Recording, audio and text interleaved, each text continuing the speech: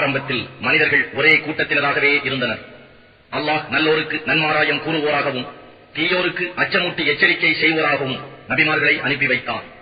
அத்துடன் மனிதர்களிடையே ஏற்படும் விகற்பங்களை தீர்த்து வைப்பதற்காக அவர்களுடன் உண்மையுடைய வேதத்தையும் இறக்கி வைத்தார்.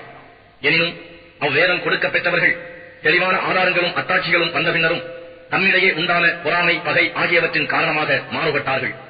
ஆயினும் அல்லாஹ் அவர்கள் மாறுபட்டு புறக்கணித்துவிட்ட உண்மையின் பக்கம் செல்லுமாறு ஈமான் கொண்டோருக்கு தன் அருளினால் நேர்வழி காட்டினார். இவ்வாறே அல்லாஹ் தான் நாடியோரை நேர்வழியில் செலுத்துகின்றான்.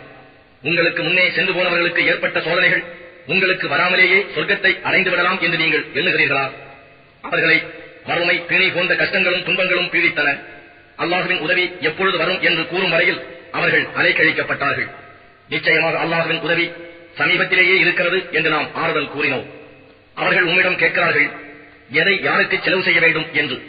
நீர் கூறும், நன்மையை நாடி நல்ல பொருள் எதனை நீங்கள் செலவு செய்தாலும் அதை தாய் தந்தையருக்கும் நெருங்கிய உறவினர்களுக்கும் அனாதைகளுக்கும் ஏழை மிஸ்கின்களுக்கும் வழிபோக்கர்களுக்கும் கொடுங்கள். மேலும் நீங்கள் நன்மையான எதனை செய்தாலும் அல்லாஹ் அதை அறிந்து தக்க கூலி தருபவனாக இருக்கின்றான்.